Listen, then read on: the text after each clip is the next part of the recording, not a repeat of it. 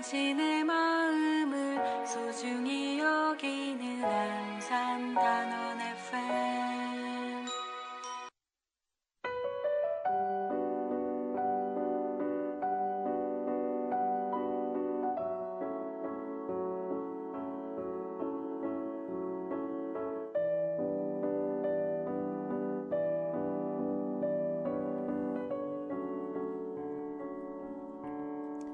혼자더라도 아플 때 보호자 유무와 상관없이 의료나 돌봄 서비스를 제때 받을 수 있는 삶. 내가 지정한 사람이 응급 연락을 받고 필요한 동요와 의사 결정에 참여하며 행정 절차에서 법적 가족이 아니라는 이유로 번번이 가로막히지 않는 삶.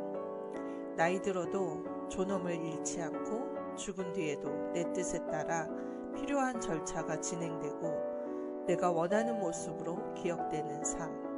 더 나아가 구구절절 맥락을 설명할 필요 없이 존중받는 삶. 내가 바라는 건 거창한 이상이 아니라 기본값을 다시 설정하는 일이다. 가족이 아닌 사람이 기본값이 되는 사회.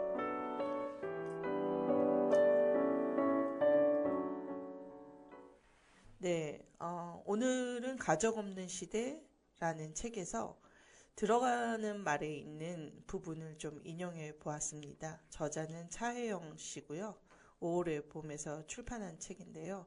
요즘 제가 이제 돌봄과 관련된 책을 많이 읽다가 이 구절에서 혼자 사는 삶 또는 중년에 혼자가 된 사람들의 삶 또는 가족이라고 명명되지 않죠. 법적으로. 하지만 함께 가족을 이루고 사는 사람들의 삶에서 현실적으로 죽음을 앞두고 있거나 아니면 유산의 문제라든지 등등의 문제가 생겼을 때 이 법적 제도 밖에 있는 사람들이 겪게 되는 어려움이랄지 또는 혼자 삶으로 해서 돌봄을 혼자 감당해야 하는 그런 날들이 왔을 때 어떻게 겪어왔는지 이런 것들을 이야기하는 책들을 많이 읽다 보니까 정말 우리 사회에서 돌본다는 것에 대해서 말은 굉장히 많은데 또 어떻게 이걸 풀어가려고 고민하고 있을까를 저도 생각해 보게 됩니다.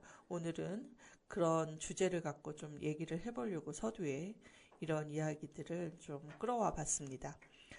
먼저 음악 시와의 곁에 있어도 될까를 듣고 와서 본격적으로 이 이야기를 나눌 분을 모시겠습니다.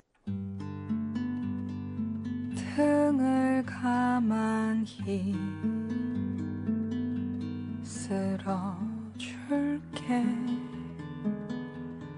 내 사랑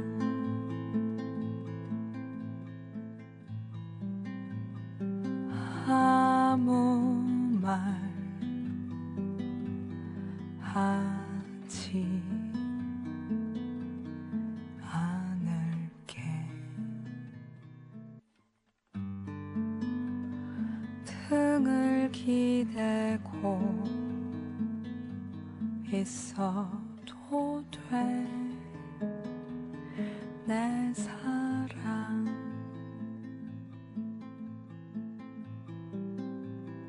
무릎을 내어줘도 괜찮을까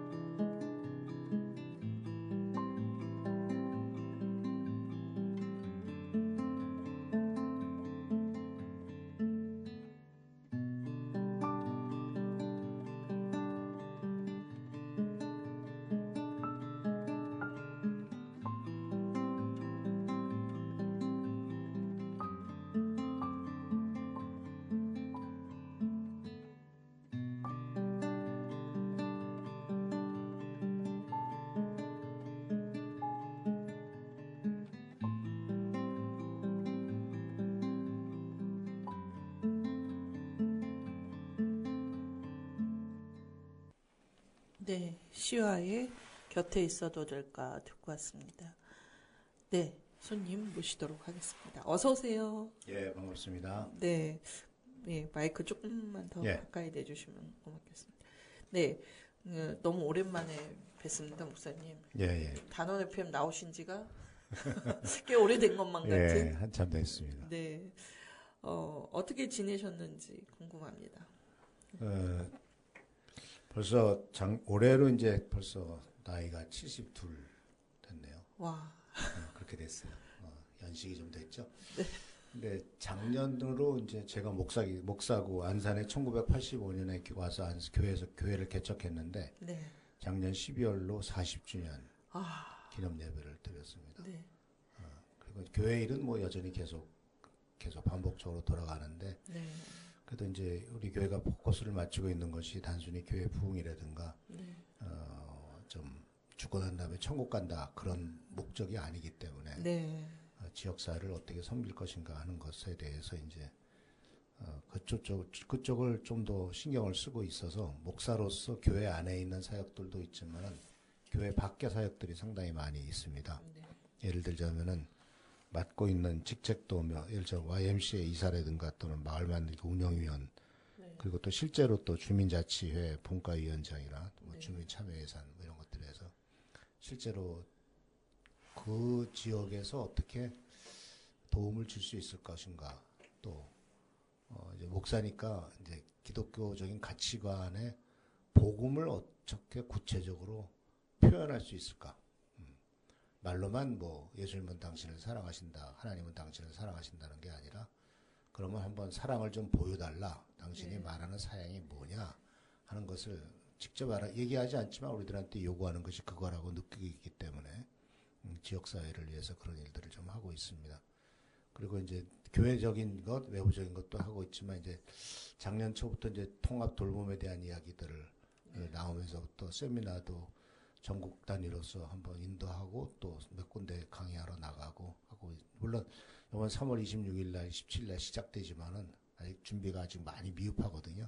네. 근데 그것을 교회에서 어떻게 풀어낼 수 있을 것인가 네. 하는 분야에 대해서 많이 고민을 하고 목사님들하고 의논하고 또 스터디하고 있습니다. 네. 예. 박사학위도 받으시고. 네, 작년 박사학위를 작년 초에 사실 박사학위를 받으려고 마음 먹었던 건 그런 그 주제를 가지고 그 연구한 건 한 10년이 넘었는데 제 주제가 뭐냐면은 이제 교회 다니시는 분은 다 알지만 요한복음 4장에 선한 사마리아 여인에 대한 얘기가 네. 나오잖아요. 예수님께서 네.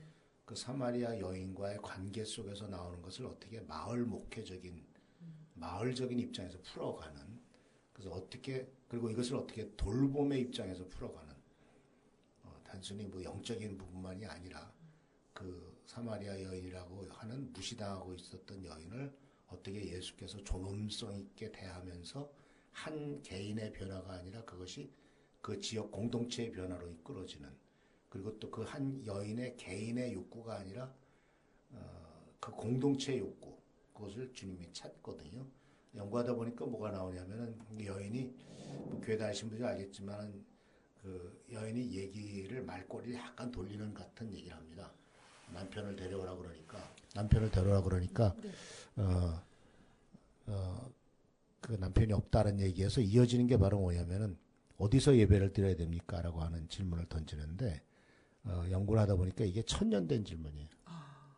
왜냐하면 솔로몬 이후에 이스라엘 민족이 둘로 나눠지잖아요. 네. 네. 그러면서 그 성전이 그리심산 쪽에서 나중에 직접 성전을 짓죠. 그러면서 그때부터 싸움이 시작되는 거죠. 어디서 예배를 드려야 되니까 이게 천년된 질문. 그 천년된 질문을 예수께서 이것도 아니고 저것도 아니다. 마치 그 해겔의 3단 논법처럼 예루살렘도 아니고 그리심산도 아니다. 하나님이 찾는 것은 신령과 진정으로 하나님을 신령과 진리로 찾는 사람들, 예배드리는 사람을 찾는다. 그것이 이제 천년된 체증이 순식간에 없어짐으로써 그 지역사회의 변화를 일으켰던 그것이 이제 그러면서 그것을 어떻게 현대적으로 이끌어갈 수 있느냐 하는 것이 이제 논문의 중요한 주제였죠. 네. 애쓰셨습니다. 사실 노안이고 네, 그러게 말이에요. 눈도 잘 안 보이고. 체력도 네. 체력도 딸리는 네. 그래도 감사하게 작년 그 전에 이제 마침 또 이제 AI가 나와가지고 최대한 활용해서 네. 연구를 많은 도움을 받았습니다. 네.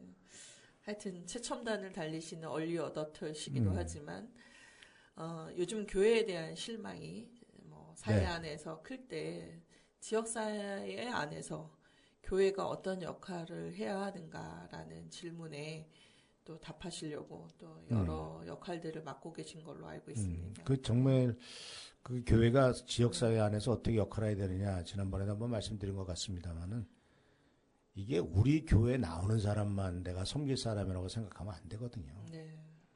그 성경에서도 분명히 나오는 게 하나님은 선한 사람과 악한 사람 모두에게 다 비를 내려주시고 햇빛을 주신다. 네. 특별히 당신을 사랑하는 사람만 뭘 축복하는 분이 아니라 네. 모든 사람이 다 하나님의 자녀로서 축복받고 나가기를 원한다. 이것이 하나님의 입장인데 네. 자꾸 교회라는 것도 자꾸 갈라치기를 하는 것 같아요. 네. 그래서 이게 좀 안타까워요. 그리고 목사들도 저도 목사입니다만은 참 회개할 일 많죠. 네. 잘못된 일 너무 많습니다. 네. 어쨌든 다른 사람들의 잘못은 뒤로 하고 네, 나부터 잘못한 게 있어요. 예.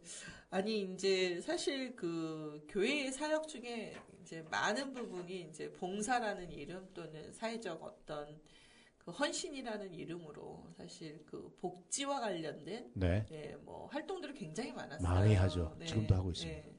근데 이제 뭐 그럼에도 불구하고 이제 교회뿐만 아니라 교회 밖에서 하시는 또 여러 기관들이 있지만 교회로서의 책무도 있죠. 이제 스스로들 이제 교회 안에 있는 아까 얘기하셨듯이 성경을 인용하자면 우리가 다 선한 사마리 안으로서 이웃을 돌보는 일에 또 함께 해야 한다는 생각도 있지만 시대가 또 돌봄을 이게 이제 어느 한 종교 집단이라던가 어느 한 어떤 기관의 문제가 아니라 전체 사회의 문제로 이제 보기 시작한 것 같아요. 그렇죠.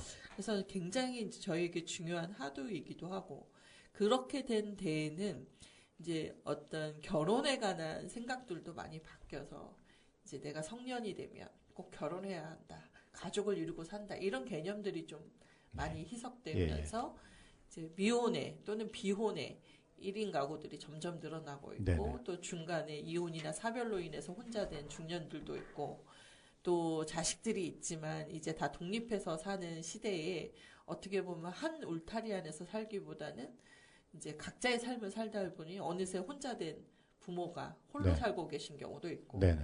그런데 또 거꾸로 이게 내가 나이 먹어서 성년이 되었지만 경제적 무능력 또는 뭐 여러 취업도 어렵고 사실 실업률도 높고 이런 시대에 그래도 부모가 쌓아놓은 부 위에서 좀 기대어 살아보자 라는 또 니트족도 있고 네, 또 캥거루족도 네, 캥거루족도 있고 뭐 이렇게 좀 그 다양해졌는데 문제는 여기에 다 돌봄이라는 주제가 같이 연결되어 있다는 말이죠. 그래서 예전에는 사회 시스템적으로 너무 가족에게 다 모든 거를 미뤄왔던 것 같아요. 근데 거기에 대한 사회적 비판이 오랫동안 있어왔고 특히 또 여성운동 하시는 분들이 야 이게 지금 며느리가 책임지고 딸이 책임지는 분이냐? 그럼 아들이 책임져야 되냐? 뭐 장남이 책임져야 되냐? 그럼 누가 책임져야 돼? 이러고 이제 계속 가족의 문제로 환원되면서 이제 가족의 불화의 원인 중 면절 1위가 이제 이런 부분들에 대한 책임 전가, 뭐 이런 비난이었다면 지금은 그것이 아니라 우리가 지역사회 안에서 어떻게 상호 돌봄으로 함께 갈 것이냐. 그래서 제가 오늘 누군가를 만나고 왔는데 그런 얘기를 하시더라고요. 그러니까 노인이라고 해서 일방적으로 도움을 받는 존재가 아니다. 사실 지역사회 내에서 노인이 계셔서 또 지역사회를 돌보는 일이 분명히 있는데 그걸 너무 이렇게 이분법적으로 뭐 고령화된 노인은 돌봄만 받고 뭔가 지역사회 서비스를 많이 받으니까 또 젊은 사람들은 세금 부담이다. 막 이런 식의 어떤 논리들이 또 팽배하잖아요. 근데 이제 돌봄이 사실은 상호성이 있어요. 이게 무슨 말씀이냐면 돌봄은 이제 그것을 아까 말씀하신 것처럼 노인들은 돌봄의 대상이냐. 근데 지금 한국 사회에서는 노노케어란 말이 나오잖아요. 노인이 노인을 돌보는 사회가 됐고 그런데 그런 면이 있지만은 사실은 노인이 돌봄을 받으면서 사실은 상호성이라고 하는 것은 돌봄을 받는 사람이 돌보는 사람에게 주는 또 다른 어떤 무형적인 에너지가 있거든요. 그리고 또 한 가지는 돌봄이라고 하는 것이 일종의 순환성이 있거든요. 네. 그러니까 서로 줬다 받았다. 그래서 이것이 지금 사실은 옛날에 있었던 우리나라의 시골에 있었던 그런 공동체 안에서는 가능했었는데 네. 그런 것이 아주 당연한 것이었는데 지금 현대 사회에 들어와서는 지역 공동체가 무너지면서 이것이 돌봄조차도 어떤 관계가 제일 우선돼야 되는데 관계보다도 나중에는 이것이 하나의 비즈니스로 나가버리는 네. 이런 문제가 상당히 심각하게 됐죠. 지금 벌써 대기업 쪽에서는 이제 통합돌봄법이 재작년에 통과됐고 이제 실행이 3월 26일 날 되니까 그때부터 이미 이것을 엄청나게 많은 국가 재정이 투자된다는 것을 알고 네. 대기업에서도 이미 달라붙고 시작했거든요. 그러니까 이미 대기업은 돈이 되는 것은 뭐든지 달라붙는 속성이 있기 때문에 네. 그런 부분들에 대해서 과연 그렇다면 현재 돌봄을 주도해 나가고 있는 이 관이 제대로 된 방향성으로 나가고 있느냐라고 하는 것에 대한 상당한 그 의문이 있고 네. 거기에 대한 대안을 어떻게 지역 공동체가 만들어낼 수 있을 것인가 이것에 대한 얘기들을 많이 좀 해야 될 부분들이 있어요. 물론 예. 이 돌봄이 공동체의 화두가 된 것은 굉장히 바람직한 일이죠. 네. 아까 말씀하신 것처럼 가족에게 이것을 독박 돌봄이 돼버리거나 네. 아니면 가족에게 뒤집어 씌우거나 개인에게 뒤집어 씌우는 것이 아니라 이제는 국가도 더 이상 예산 갖고는 돌볼 수 없으니까 네. 이제는 상호 돌봄 쪽으로 나가도록 이렇게 만드는 것이 지금 하나의 현상이죠. 그래서 고령화 문제가 이제 스물스물 나오면서 예. 노인학이 이제 뜨고 또 노인에 관련된 여러 사회복지 관련한 이제 학문적 네네. 예, 논의도 굉장히 좀 사실 깊어져 온 거는 네. 현실인 것 같아요. 그런데 아까 얘기했듯이 이게 기업의 어떤 자본의 논리에 따라 수익 사업으로 갔을 때 결국은 그때의 돌봄이라는 건 돈 있는 자들을 위한 수익 사업이지 않을까요? 네, 지금도 이미 네.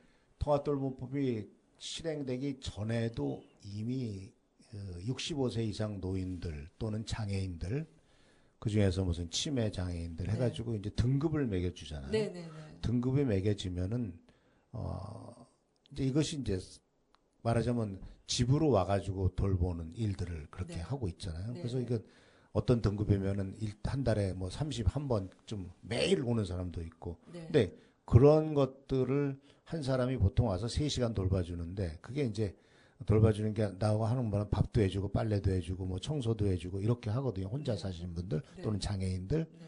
이렇게 하는데 이것에 대해서 그것도 역시 바우처식으로 돼가지고 돈벌이가 되는 거란 말이에요. 네. 정부에서 돈을 그렇게 지원해 주니까 이제 네. 그것을 통합돌봄 속에서는 근데 거기서 통합돌봄 법이 나왔지만 거기서 지금 현재로서는 시행령을 보면은 벗어나지를 못하고 있어요.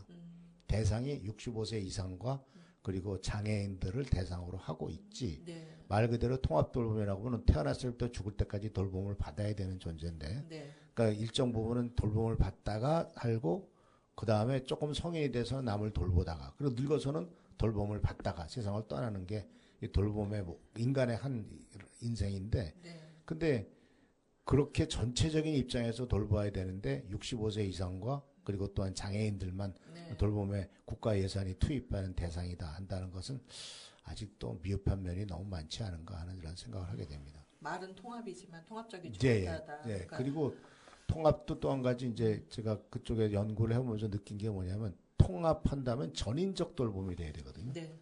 그러니까 전인적 돌봄이라고 하는 것은 결국은 신체적 그 육신의 신체적인 돌봄과 정서적인 돌봄 또는 정신적 돌봄 그다음에 사회적인 돌봄, 환경적 돌봄 이렇게 5가지 정도를 생각해야 되는데 현재로서는 신체적인 돌봄이 대부분이고 약간 정신적인 정서적 돌봄에 나가 있을 뿐이에요. 네. 그리고 이제 조금 환경적 돌봄에 있어서 죽어. 네. 그 정도지 나머지 물론 이제 교회에서 맡을 부분은 영적인 돌봄이나 정신적인 돌봄 쪽은 교회에서 맡아야 되겠고 사회적 돌봄도 이것도 지금 아직 많이 미흡하고 그런 네. 형편입니다. 그래서 이제 어쨌든 이런 부분에 고민이 있으신 예. 분들과 함께 뭐 시민연구 형태로 네네네. 모임을 하고 계시죠. 예. 시민연구 모임을 작년에 이제 원래 이것이 어떻게 시작됐냐면은 네. 지금까지 특히 거기 이제 마을 만들기 지원센터에서부터 이제 좀 얘기가 나왔는데요. 네. 전에는 이제 그 마을 만들기 지원센터에서 공모전을 했어요. 네. 근데 공모전을 하는데, 거기서 모인 사람들끼리 자기네들끼리 생각을 해가지고 이런 방향으로 공모를 했으면 좋겠다 해가지고 공모전에 어떤 주제를 정해서 이렇게 줬단 말입니다. 네. 근데 그렇게 하지 말고, 실제로 주민들이 무엇을 욕구를 갖고 있느냐, 어떤 부분에 돈을 투입을 해가지고 이걸 공모 스타일이든 여러 가지 방법으로 실제로 주민들이 할 수 있는 길이 무엇인가를 찾아보자 네. 해가지고 한 50명 정도가 모여가지고 토론을 했어요. 난상 토론을 해가지고 그럼 주제를 정하자. 그래서 4가지 정도 주제가 나왔어요. 분류된 게. 네. 돌봄이 첫 번째 주제, 네. 두 번째는 커뮤니티, 공동체가 두 예. 번째, 세 번째는 세 번째 주제가 바로 뭐냐면 정원이라고 하는 주제. 네 번째는 놀이라고 하는 주제. 네. 아주 재밌죠. 네. 4가지 주제가 나와가지고 그 50명쯤 되는 사람들을 10몇 명씩 4grup으로 나눠가지고 네. 그래서 연구를 시작했죠. 네. 근데 제가 보니까 돌봄이라고 하는 것은 다 걸려요. 네. 놀이도 돌봄이죠. 그렇죠. 그죠? 그 다음에 공동체, 커뮤니티는 당연히 돌봄이 네. 들어가야 돼요. 그 다음에 정원도, 이거 아주 정원에서 꽃 가꾸는 것도 이것이 정서적 돌봄의 아주 중요한 툴이거든요. 네. 근데 이제 그래서 이제 우리는 돌봄에 대해서, 제가 또 그 돌봄에 대해서 공부하고 또 연결된 사람이 많으니까, 몇 분 또 전문가들을 모셨어요. 특히 저도 목사니까 이제 목사님 중에서 부천 약대동에 있는 새롬교회 이원돈 목사라고 한 분은 벌써 30년, 35년 동안 마을을 돌보고 있었으니까. 네. 심지어 마을 신방이란 거 가지고 해가지고 네. 마을에 있는 어떤 조그만 업체에 가서 찾아다니면서 기도해주고 문제 해결해주고 네. 그런 일들을 해서 그분을 모셔가지고 마을을 어떻게 돌볼 거냐, 마을 전체 입장에 네. 부천시 약대동 그런 거 갖고 또 한 번은 이제 박태순 씨라고 그 공론화 모임 그분은 이제 공론화 대표, 한국 공론화 대표 초청해가지고 그분한테 뭘 한번 이것을 법적인 문제와 정책적인 입장에서 그 돌봄의 문제를 한번 우리들에게 가르쳐 달라. 네. 그 얘기를 한번 한 적이 있고. 그 다음에 이제 임정환 교수라고 인하대 좀 통합 돌봄에 대해서 전문적으로 전국적으로 계속 그 운동하라고 계신 인하대 의과대학 교수님이 계시거든요. 네. 그분 오셔가지고 이렇게 또 1시간 동안 하고. 그래서 결국 4번, 5번 저도 한번 발제를 하고 그래서 네. 5-6번 모여가지고 이것을 어떻게 구체적으로 할 거냐 하는 얘기를 많이 했죠. 네. 그런 다음에 그것을 나온 주제를 가지고 그래서 이제 그 마을 만들기 지원센터랑 얘기가 된 게 그러면 이 주제를 가지고 2026년도에 바로 연결 실험이라고 하는 주제로서 돌봄의 주제로서 공모전을 해보자. 네. 그래가지고 요번에 이제 지난 3월 6일 날 발표를 했죠. 그래서 원래 8개를 선정해가지고 몇백만 원씩 지원해서 이러한 돌봄 프로젝트를 공동체마다 실행해보자 했거든요. 네. 그랬더니 26개가 들어왔어요. 어. 그래서 난리가 났죠. 아유. 큰일 났네. 8개만 하려고 했는데 그 돌봄 주제를 우리가 스타디를 했기 때문에 돌봄 주제를 딱 내놓으니까 그냥 우후죽순 막 우리도 이렇게 돌봄, 이런 돌봄, 저런 돌봄. 그래서 결국은 어떻게 했냐면 26개 중에서 다시 회의를 거친 결과 8개 너무 적다. 14개로 늘리자.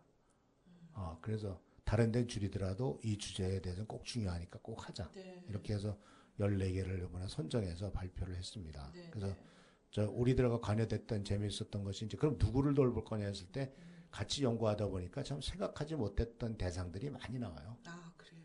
예. 그래서 한 팀은 사할린 동포들, 아, 예. 예, 저쪽 사이동에 있는 사할린 동포 할머니, 네. 그들을 모아가지고 이제 어떻게 프로젝트를 해가지고 돌봄에 대해서. 그러니까 주제가 뭐냐면 연결 실험이거든요. 네, 네, 네. 그러니까 연결을, 사람들끼리 서로 연결하고 공동체를 만들어가지고 네. 그러니까 서로 돌보는 그렇게 하는 것이고 또 한 팀은 아주 신선한 팀이었는데 그 팀은 바로 뭐냐면 소년원에서 나와가지고 갈 데 없는 아이들, 네. 걔네들을 모아서 연결 실험을 하는 거죠. 그 애들이 비록 한번 실수를 통해서 어려운 일을 당했지만 그들을 어떻게 사회에 다시 정상적인 그 시민으로서 들어갈 수 있도록 복귀시키느냐 이런 프로그램. 그럼 안산에 안산이에요. 이제 소년원이 있다는 얘기인가요? 저기 있잖아요. 알죠. 왜? 네. 그러니까 그런 데서 나온 애들. 네. 나온 애들, 그러니까 그런 퇴소한 애들, 그런 애들 대상으로 모아가지고 밥 먹여주는 것부터 시작해가지고 그들이 사회에 자연스럽게 복귀할 수 있도록 다시는 네. 또다시 범죄에 빠지지 않도록 네. 그렇게 하는 아시지만은 옆에서 정말 나를 사랑해주고 나에게 관심 가져준 사람 한 명만 있어도 딴 데로 안 넘어가는데 네. 그러니까 그게 참 그러니까 하여튼 그 팀들도 이제 선정이 돼서 예. 그들 그렇게 하고 그래서 14팀이 선정이 돼서 이제 다양하게 노인 돌봄도 몇 가지가 있었어요. 몇 가지가 네. 있고. 여러 군데가 많아요. 지금 현재 제가 이제 스터디를 해보니까 네. 안산의 문제점은 안산은 다문화 주시잖아요. 다문화. 네네. 다문화도 몇 개 물론 당연히 설정됐고요. 네네. 그다음에 노인. 네. 그다음에 아까 말씀드렸던 것처럼 그렇게 특별한 필요를 갖고 있는 사람들 네. 이런 사람들 청년 문제 네. 이런 사람들이 다 선정이 됐죠. 연결은 요즘 이제 뭐 아카데미판에서도 되게 중요한 하두잖아요. 이게 네네네. 아마 코로나19 이후에 사람들이 그 단절되었던 그 경험들이 오히려 연결에 대해 더 열망하게 네네네. 된 게 아닌가 싶어요. 그러니까 그것은 이제 연결은 음. 단순히 이 인간관계뿐만 아니라 학문적으로도 융합 쪽으로 나가니까 네. 코실리언스에서 네. 융합 쪽으로 나가니까 이게 다 연결하지 않으면은 할 수가 없죠. 예전에는 이제 나 혼자 잘났다, 뭐 유아독전이다, 개인주의다, 막 이런 말들로 되게 자기계발서들이 아주 그 내가 잘 되는 거 나를 사랑하는 법, 뭐 이런 식의 이제 예. 자기계발서들이 한동안 유행을 휩쓸고 예. 나갔는데 이제 그 코로나19 이후 그리고 또 우리가 또 어려운 시기를 또 이제 정치적으로 겪고 나니 사람들이 연대하지 않으면 이거 살 수 없는데? 그렇죠. 라는 거에 좀 많이 좀 이렇게 포커싱이 되고 있는 것 같은 느낌을 갖고 그건 있거든요. 아주 중요한 포인트인데요. 네, 네. 왜냐하면 코로나 때 우리가 깨달은 게 뭐냐면 모든 사람이 건강하지 않으면은 건강한 게 아니다. 네. 한 명이 코로나 걸리면은 그 사람이 그 전염 속도는 네. 상상을 초월했어요. 네. 그러니까 그 한 명이 중요한 거죠. 네. 나는 괜찮아. 나만 아니 모든 사람이 건강하지 않으면 내가 건강해질 수 없는. 근데 그것이 좀 더 확산돼서 모든 사람이 행복하고 모든 사람이 어느 정도 수준 이상을 살아야 이 사회도 안정적인 거지. 일부는 너무 잘 살고 일부는 너무 힘들고 이러면 결국은 프랑스 혁명이 왜 일어났냐. 그리고 러시아에서 왜 볼셰비키 혁명이 왜 일어났냐. 그 모든 것들이 아주 극단적인 부익부 빈익빈의 네. 결과잖아요. 네. 네. 그러니까 사회에서 그것을 하지 않도록 하는 것이 이제 깨달으면서 이렇게 나가서는 안 되겠다라고 이렇게 된 거죠. 그런 거에 비해서 이제 시민들은 이제 뭐랄까 이런 위기들을 겪으면서 연대와 네네. 그다음에 불평등의 심화를 해소할 수 있는 그것이 이제 막 세금으로 다 해결할 수 없는 맞아요. 우리의 어떤 재정 상황과 고려했을 때 결국은 시민 스스로가 함께 뭔가 돌봄을 할 수 있는 형태를 예. 만들어야 한다 쪽으로 이제 많이 가고 있죠. 가고 있는데 네, 관은 기업은 기업은 가는 돈 벌려고 하고. 하고 관은 이거를 그냥 어떻게 행정적으로 보기 그렇죠. 좋게 그냥 실적화하는 방식으로 가고 있어서 그게 제일 지금 모여서 스터디하면서 느끼면서 경고를 계속 해야 될 네. 것이 뭐냐면은 네. 그 법에는 이거를 지사협에 주는 걸로 돼 있어요. 네. 지역사회 보장협의체. 네, 근데 그분들도 참 열심히 잘하시고 네. 많은 면에 그동안에 그 사람들을 돌보는 일을 많이 했지만 네. 그분들 역시 전문가는 아니란 말이죠. 네. 그러니까 한계가 있는데 관에서는 사실은 이렇게 말하면 좀 그렇지만은 그 일 안 해도 월급 줘요. 그러니까 지사협에다가 딱 떠맡기고 돈 주고 네. 니네들이 해. 그러고 나서 우리는 통합 돌봄 했다? 이렇게 될 수가 있단 말이에요. 그쵸. 그래서 그거에 대해서 아마 그 연구하고 좀 미래를 내다보시고 이렇게 앞으로 될 일들을 좀 예측하시는 분들은 저거 2, 3년 지나서는 이제 완전히 손 들고 만다. 지역 공동체가 거기에 제대로 된 지역 공동체가 같이 붙지 않으면 네. 이거는 할 수가 없다.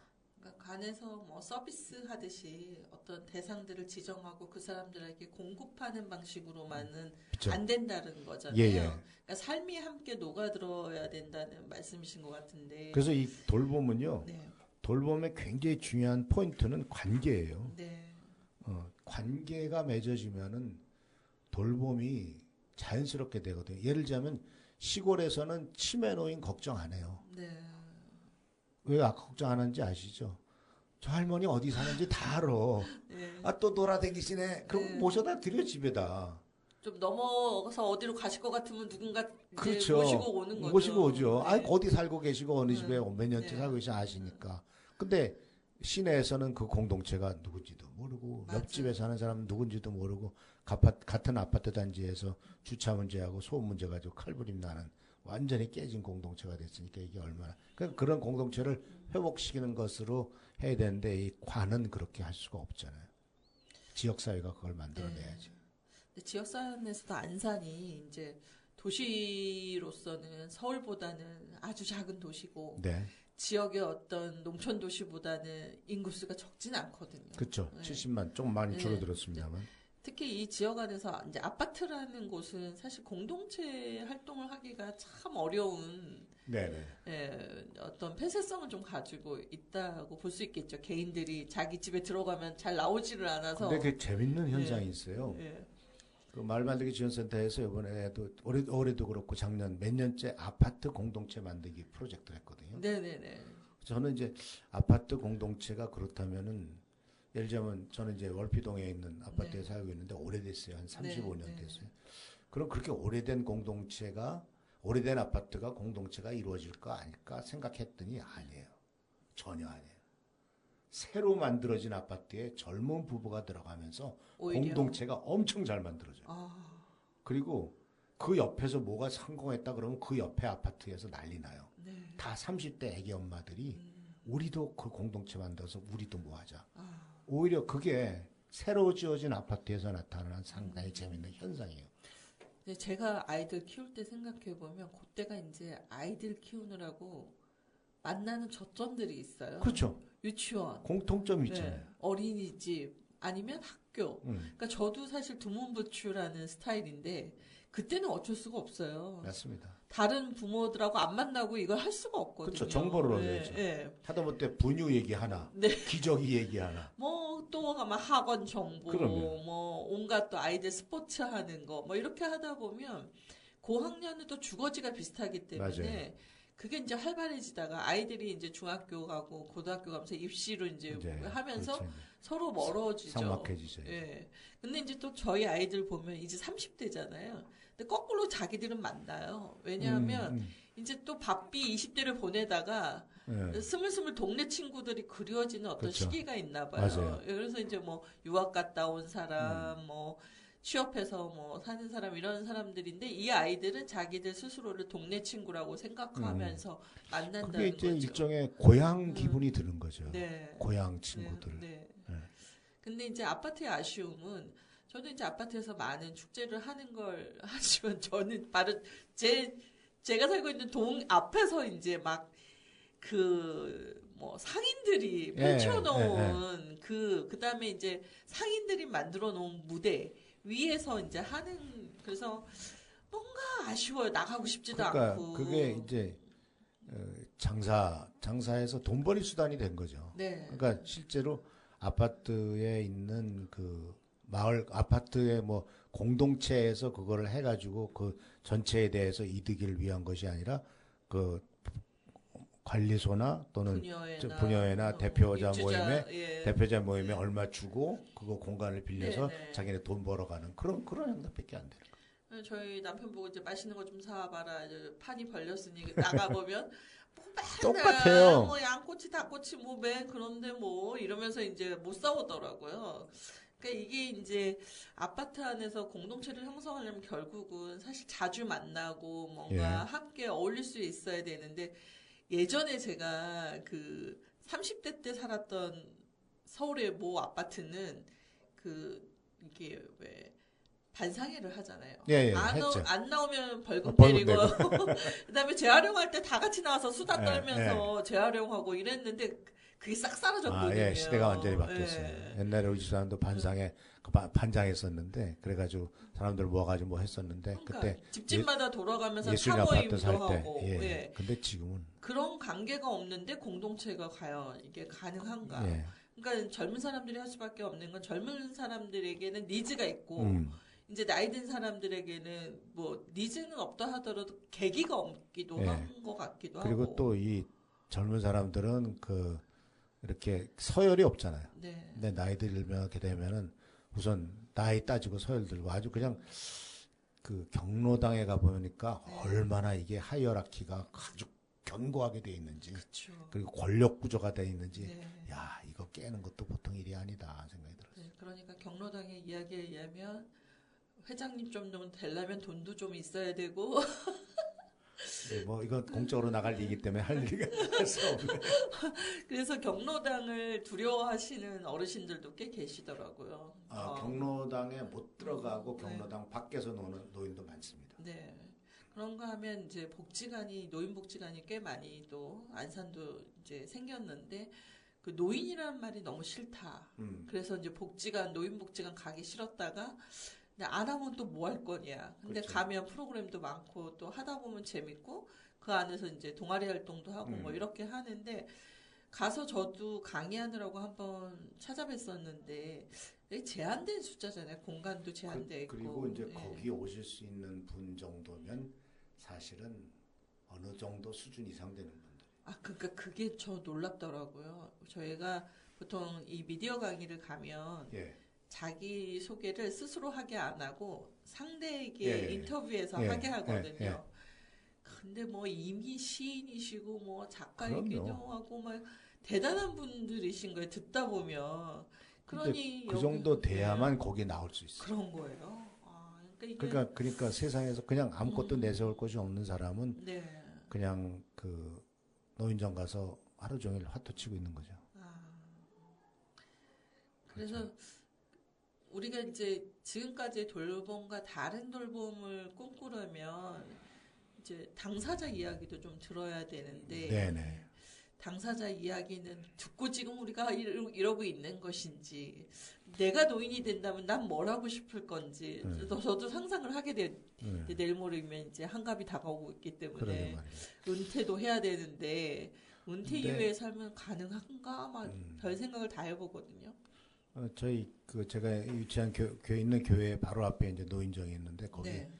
한 3, 4년 동안 계속 이제 관계를 맺고 먹을 것 갖다 주고 먹을 것 갖다 드리고 뭐 이런 거 저런 거 많이 했거든요. 근데 처음에는 그분들이 목사가 왔다니까 우선 경원시 해요. 네. 저거 전도하러 왔구나. 한마디도 전도 안 했어요. 네. 그냥 그분들에게 그냥 인사하고 한 3년 지나니까 저 목사님은 교회의 부흥을 위해서 자기 찾아오는 게 아니구나 하는 것을 깨닫게 네. 됐고 그러면서 이제 그 실태를 좀 더 파악하면서 네. 이분들에게 있어서의 접근 방법 무엇이구나 하는 걸 깨닫게 되는데 이제 네. 중간에서 또 한 분이 돌아가신 분이 계셨어요. 근데 그분이 사실은 경로당의 정신적 지주였어요. 네. 근데 그분이 돌아가시니까 알게 모르게 모든 것이 조금씩 이렇게 무너져가는 거예요. 예, 그분은 여유가 좀 있어서 그런지 언제든지 야 짜장면 먹자 그래가지고 시켜가지고 갖고 오면은 제가 출근하다가도 심지어 집에 가서 점심 먹고 오다가도 그 밖에 앉아 있는 그 정자에서 목사님 짜장 먹읍시다 그러면 점심 먹고라도 와서 가서 먹어야 돼. 네. 어떤 땐 저도 사고. 네. 그런데 그분이 세상 떠나고 나니까 그게 없어져 버렸어요. 물론 그러한 그 느낌이 거기서도 무슨 직책이 있는 건 아닌데도 그렇게 리더십이 있는 분이 있었고 품에 안을 수 있는 분이 있었는데 그런 분이 떠나니까 이게 점점 무너져가고 그리고 또 경로당은 대부분 노인들은 대부분 남자들은 없어요. 그런가요? 없어요. 안 가봐가지고. 안 받아줘요. 60세에 뭘 나도 안 받아주는데 네. 70세가 넘어도 네. 그게 남자들은 없고 다 여자들. 그리고 그분들은 이미 그냥 시간 보내는 거지. 네. 뭐 하자 싫어해요. 힘들어서 안 해. 예. 프로그램 하자 안 해. 예. 어디 차 댈 게 놀러 갑시다. 다리 풀렸어 안 가.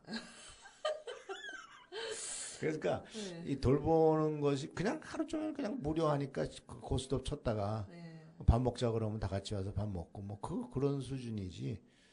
그래서 이게 참 이 돌봄이라고 하는 게 그냥 그런 것이 참 어느 순간 수준, 그러니까 어느 나이 이후에는 네. 그냥 시간 보내는데 도움 주는 수준이지. 네. 이게 그러니까 제일 문제는 이제 아프신 분들이나 이런 분들이 참 문제겠지만. 네. 그래요. 인간이 살아가는데 제일 중요한 거는 사실 교회에서는 예수님께서 사랑이라고 얘기를 하신 것 같은데 우리는 어쩌다 이렇게 정말 돈 되냐 안 되냐 막 이런 거에 이렇게 매몰되게 됐을까요? 그러게 말입니다. 네. 지난번에 제가 무슨 얘기를 들었냐면 박 목사님 굉장히 바쁜 것 같은데 그거 돈 되는 일이야? 그래서 이제 네. 대답을 안 했죠. 대답을 안 하고 속으로는 신앙인이니까 네. 돈은 하나님이 주는 거고. 그래서 저는 그런 그 생각이 있어요. 하나님이 필요하다면 주는 거고 필요 없다고 그러면 안 주는 거고. 네. 그러니까 성경 말씀 속에는 너의 필요를 채우시리라고 그랬거든요. 네. 너의 욕심을 채우시리라고는 안 했어요. 아 근데 너무 이제 교회 다니시는 분들도 그렇고 교회 안 다니시는 분들도 그렇고 지금은 그냥 돈 거리는 그러니까 세상이다 정말 보니까 잘못된 가치관이에요. 네. 그래서 우스갯소리 있잖아요. 그 젊은 어떤 사람이 신에게 저 2개만 주세요. 그때 돈하고 여자하고 그랬더니 돈 여자 줬다고. 아이고. 네. 하여간 저희가 이제 돌봄 얘기를 하다가 이제 음악을 듣고 왔는데 사실 저한테는 이제 죽음에 대해서 되게 두려웠던 때는 저희 할머니가 이제 위암에 걸리셨다는 거예요. 예. 근데 그 나이가 지금 제 나이거든요. 아. 근데 제가 고등학생이었어요. 예, 근데 예. 고1이었는데 너무 무서운 거예요. 집안에 예. 누가 돌아가신 분을 직접 목격한 적이 예. 없어가지고. 시신을 본 적도 없죠. 네, 거기다 이제 그래도 뭐 이러나 저러나 저희한테는 할머니가 거의 양육의 일정 부분을 감당하셨고 뭐 애정이 너무 넘쳐서 때로는 나를 힘들게 했지만 또 할머니가 없는 세상을 상상하는 게 되게 힘들었던 것 같아요. 예, 예, 같이 예. 살았기 때문에. 예. 그런데 이제 위절제 수술을 하시고 어떻게 해서 이제 하시다 보니까 본인이 이제 자기 관리를 좀 하셔가지고 그 시래기 된장국을 그렇게 드셨는데 그게 그렇게 항암에 좋다는 좋죠. 걸 된장. 예. 근데 거의 저희 집에는 항상 할머니가 새벽기도 갔다 오면서 그 야채 가게에서 가져온 시래기 말릴 예. 그 나무 무청. 네, 무청을 이렇게 항상 갖고 오셔서 항상 집 앞에 그 무청을 말리고 그걸로 시래기 되는데 너무 지겨웠거든요, 저는. 근데 그게 할머니의 건강을 유지하는 굉장히 중요한 거지. 네, 그런 음식이었고 나중에 이제 그래서 장수를 하셔가지고 이제 80이 넘으셨을 때는 이제 치매가 와서 마지막에 돌아가셔서 이제 저희 엄마 고생을 엄청 시키다가 돌아가셨는데 그 치매가 이렇게 오더라고요. 그러니까 저희랑 같이 사실 때는 괜찮았어요. 그런데 고모가 저희 엄마가 너무 힘드니까 모시고 살겠다고 한 거예요. 근데 그게 이제 하필 그 건물을 새로 지시는데 엘베 없는 건물을 지셔가지고 이제 할머니가 무릎이 아프니까 안 내려오다 보니 새벽 기도회를 안 가, 철야기도 안 가고, 그 다음에 또 집에 4층에서 안 내려오다 보니까 이제 소위 이바구라고 그러잖아요. 대화할 사람이 없는 거예요. 근데 저희 고모는 너무나 바쁘신 분이었기 때문에 할머니를 집에다 모셔놓고 자기는 이제 바쁘게 다닌 거죠. 유배를 당하셨네, 유배를. 근데 치매가 빨리 왔어요. 그쵸. 그래가지고 그게 악화가 돼서 다시 저희 집에 왔을 때는 이미 이제 악화된 상태에서 엄마가 다시 모시게 됐는데 저희랑 있었을 때는 그럼 왜 치매 증상이 없었을까 생각해 보면 저희가 딸 5에 아들 하나잖아요. 얼마나 자극이 많았을까요? 맨날 붙들고 얘기하시는 거죠, 맨날 우리한테. 그러니까 돌아가면서 이제 고문을 당하잖아요. 할머니의 대화에 이제 상대가. 했던 얘기 또 하고. 그리고 이제 저희 같은 경우는 뭐 이렇게 학교 끝나고 오면 제가 이제 막 간식을 할머니 거, 우리 강아지 거, 뭐 이렇게 해갖고 사갖고 오면 할머니가 그거 기다리시는 재미로 또 뭐 그랬단 말이죠. 그리고 동네가 바로 이제 앞에 산책로가 있는 한강공원 인접해서 살고 있었고. 그러니까 여러모로 할머니에겐 굉장히 좋은 환경이었는데 우리 고모는 효녀로서 역할을 하고 싶었지만 정작 유배가 된 상황이 돼서 이제 판단을 잘못했네. 네, 그래서 이제 그걸 돌아봤을 때 이후로 치매에 관한 논의들이 다 그 관계에 네, 누구와 굉장히 중요하죠. 대화하고 누구와 살고 있느냐가 영향을 미친다. 그러니까 홀로 있을수록 치매가 빨리 진전될 네. 확률이 크다라는 이야기가 네. 이제 그때부터 미디어에서 많이 나오기 맞는 시작하죠. 말씀이에요. 그래서 어떻게 보면 이제 지금은 어쩔 수 없이 혼자 살 수밖에 없는 노인들이 많아진 시대이긴 하나 공동체 운동이 활발한 곳에서는 또 다른 양상으로 노인의 건강과 삶의 질이 예. 보장되지 않을까라는 생각을 하게 돼요. 그래서 이제 네. 그 부분에 대해서 이제 돌봄에 대해서 또 연구하다 보니까 이제 일본이 지금 우리나라랑 더 빠르잖아요. 네. 노인이 되는 수준이. 네. 근데 우리나라의 그 요양보험하고 비슷한 게 일본은 개호보험이라고 그래요. 네. 개호보험. 근데 개호보험을 하면서 그들은 이 소위 그 협동조합이 네. 굉장히 잘 돼 있는데 그 협동조합이 노인들을 위한 협동조합들이 그런 것들이 많이 있어요. 네. 생활협동조합이. 네. 그래서 일본에 가봤을 때 그 커다란 집을 지어가지고 방을 여러 개를 넣고 가운데다는 그 거실 크게 하고 식당 같이 있고 방 하나하나에는 부부가 들어가 살게 돼 있고 그러면서 한 15명, 20명이 같이 산단 말이에요. 아, 예. 그러다 보면은 여기서 뭐 그러니까 관계나 공동체가 이루어지는 거니까 네. 나와서 같이 얘기하고 또 네. 밤은 방에서는 혼자서 자기도 하고 또는 자기 그 가족끼리 또 부부가 같이 있기도 하고 그런 것을 통해서 해결해 나가는 그런 것들을 많이 봤는데 네. 사실은 지금 이 돌봄 문제하고 사실은 독거노인, 죽음 이런 것들이 따로따로 떨어진 것이 아니라 다 연결되어 있는 그 주제잖아요. 네. 네. 근데 이제 그 원래 돌봄이란 말이 나왔을 때 중요한 영어로 두 가지의 중요한 이슈가 있었는데 하나는 aging in the place란 말이에요. aging in the place. 또 하나는 dying in the place. place란 말은 그 우리나라 말로 번역하면 공간이라고 하는데 이 place라고 하는 것은 공간이지만 이런 place라고 하는 것은 무슨 뜻이냐면 거기 더자가 붙잖아요.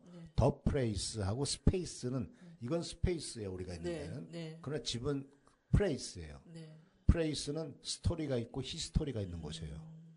내 스토리가 있고 우리 아들 스토리가 있고 네. 또 히스토리가 있어요. 네. 내가 여기서 나와서 애를 키웠고 네. 여기서 고생했고 남편하고 이렇게 살았고 아내랑 이렇게 살았고 그러니까 스토리하고 히스토리가 있는 곳에서 늙어가고 싶다는 거예요. 네. 무슨 얘기냐면 요양병원에 가기 싫다는 거죠. 그렇죠. 요양병원에 가보셨대요? 안 가보셨어요? 꼭 한번 탐방 가보세요. 아니 책으로만 읽어도 힘들어요. 사람 살 때가 아니에요. 네. 그러니까 요양사들이 요양병원에서 일 많이 하잖아요. 네. 그 요양사들의 공통적인 얘기. 절대로 나는 늙어서 여기 안 들어오겠다. 그러니까 그게 이제 결국은 존엄한 죽음을 어떻게 맞이할 그렇죠. 것인가. 그게 문제예요. 그렇죠.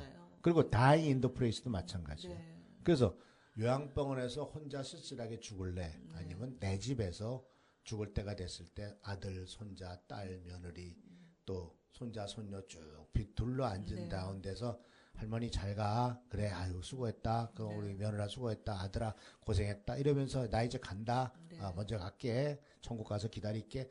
이러면서 죽을 거냐. 네. dying in the place냐.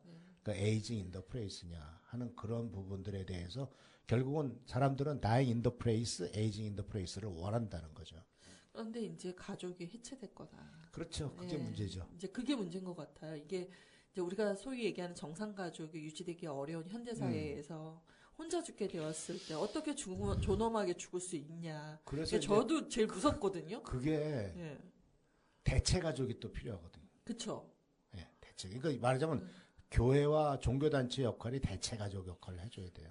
근데 저는 이제 교회를 안 다니니까 공동체가 사실 그 역할을 사실 예. 교회 공동체가 저희는 이제 소그룹 모임들이 굉장히 많잖아요. 네, 우리 교도 네, 있고 카톡방이 다 이게 요새는 잘 돼 있으니까 네.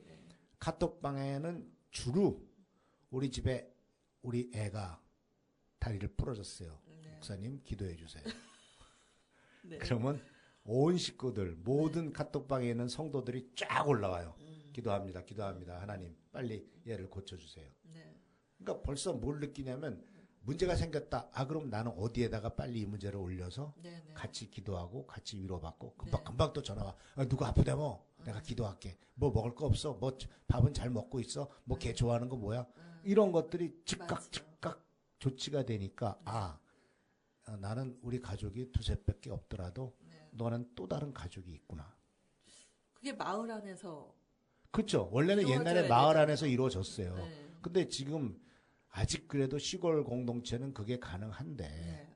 도시는 이제 더 이상 어렵죠. 그리고 그 아파트 같은 경우는 뭐 보통 전세 2년이잖아요. 자주 이사 가요. 그리고 나이 들면은 그래도 계속 한 군데 있긴 있는데 그들 사이에 그렇게 또 나이 들면서 그 어렸을 때 같이 서로를 위해서 교류를 하거나 이런 것들이 쉽지가 않아요.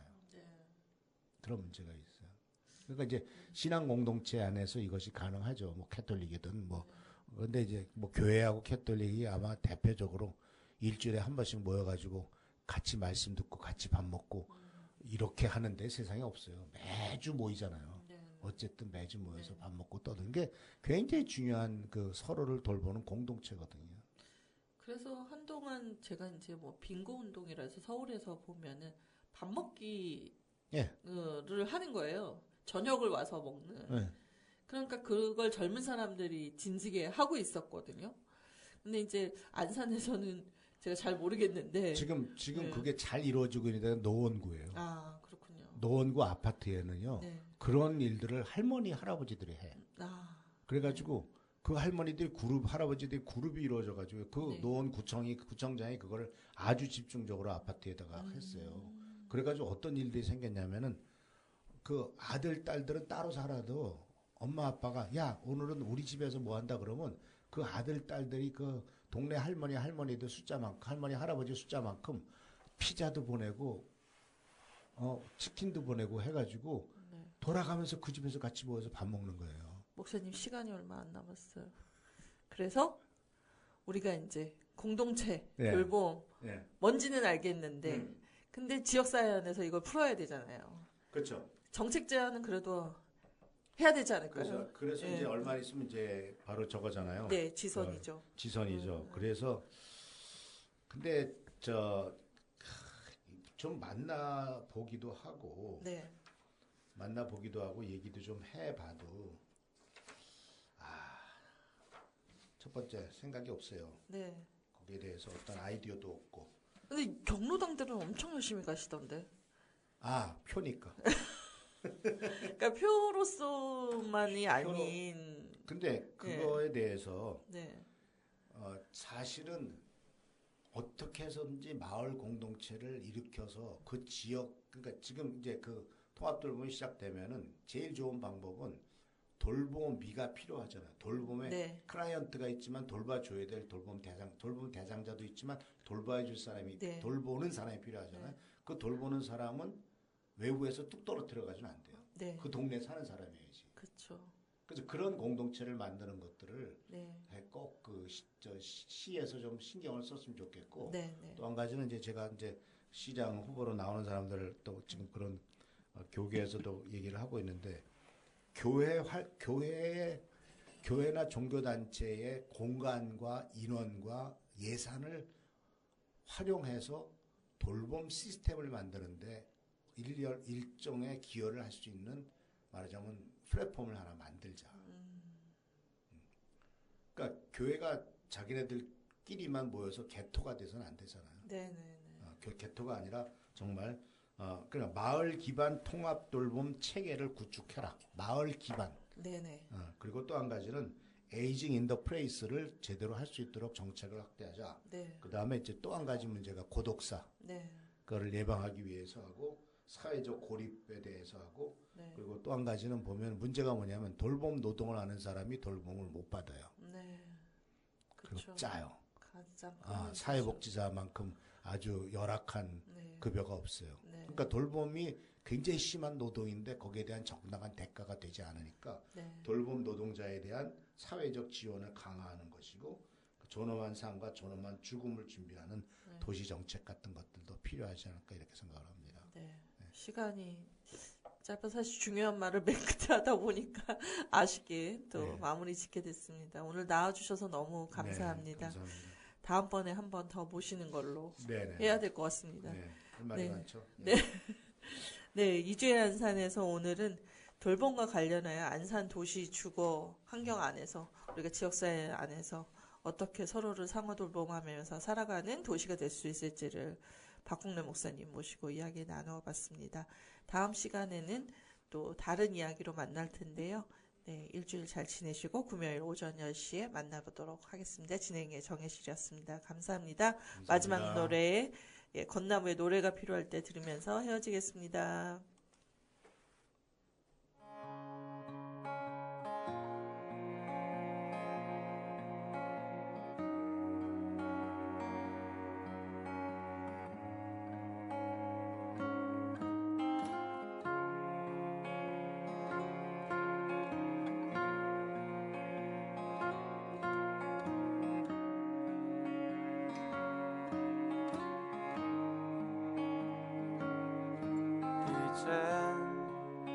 그렇게 쉽게는 외롭다 말할 수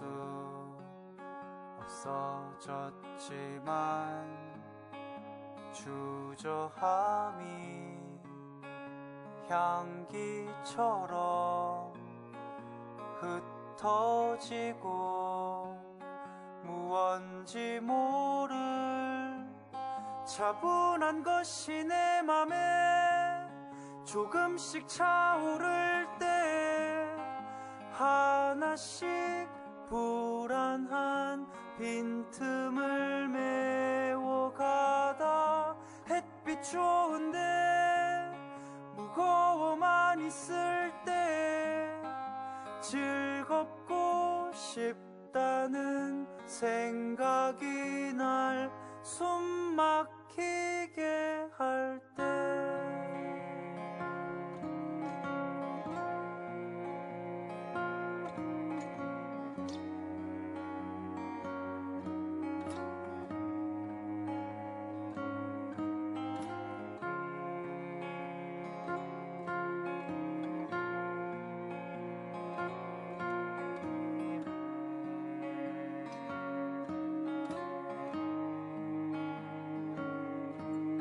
이젠 그렇게 쉽게는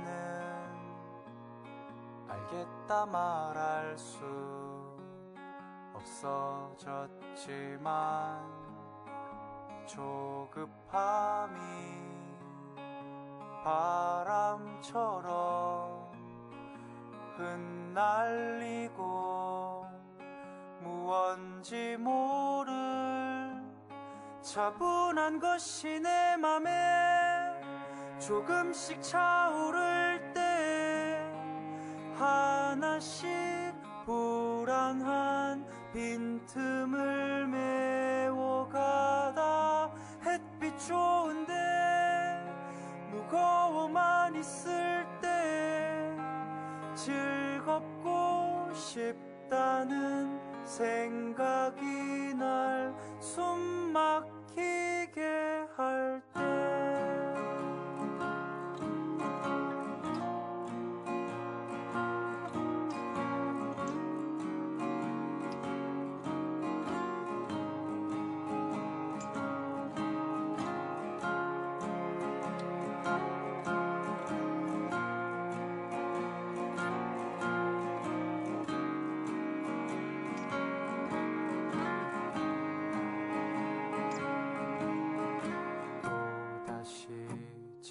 자리로 돌아가는 듯 하나씩 하나씩 마음이 자랄 때 질문이 멈추고 큰 길이 보일 때 끝을 알 수 없어서 다시 흔